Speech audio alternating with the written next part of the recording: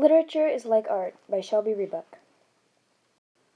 For centuries, artists have expressed their views and opinions of the world through paintings and sculptures. Their work can be interpreted literally and seen as what it is, but usually has a deeper meaning or purpose behind it.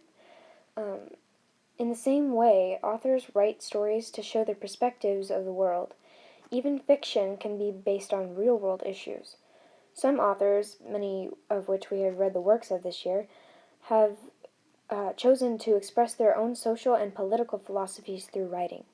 Both art and writing have a way of changing the viewer's and reader's perspectives in a more subtle manner.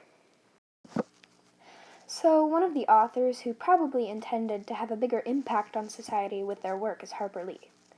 She wrote To Kill a Mockingbird during a time of racial prejudice in the United States, whenever different races couldn't even share the same drinking fountains as one another.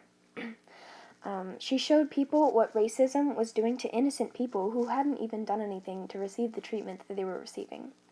Her book may have been a factor in changing the United States into what it is today. Many people don't even think anything of it when they're mixed in the same room with different races anymore, and now we have developed equality laws against discrimination for that reason. And so you would say that her book is probably one of the bigger success stories for changing the world for the purpose that she wrote. So another author who probably wanted to show people how their ways had impacted society was Chinua Achebe. He wrote Things Fall Apart, preceding the colonization of African territory, which may have been around the time of the scramble for Africa. The purpose of his writing was to show Europeans how African traditions were being violated at this time. Many of the Europeans had good intentions when they came over to Africa, but a lot of them didn't, clearly, and their tribal traditions and boundaries were all violated, and they were not treated as the people that they were whenever Europeans came over. So Amy Tan's The Joy Luck Club was based a little bit more on her own life's experiences, like Harper Lee's work, To Kill a Mockingbird.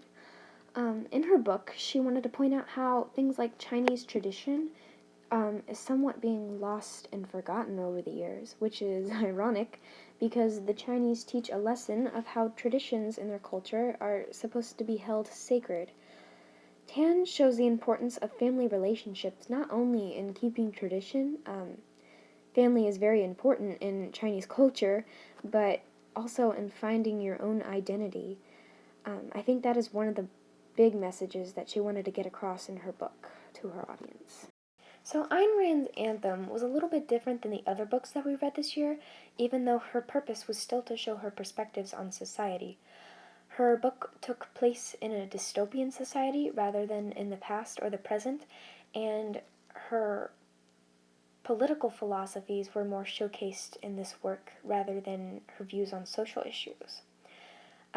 Her book was written during the time of the expansion of the United Soviet States of Russia, right after the Bolshevik Revolution. You know, you all took history class. She showed her ideas on collectivism and individualism in her book, which are pretty new concepts to most of us before we read it. She wanted to show the people in the United States what communism, what kind of impact communism would have if we ever went down that road, which she was very against, because she believed that all freedom would be abolished, individuals would no longer exist, and technology would develop at a much slower pace, even though it wouldn't be nearly as crazy as it was in her book.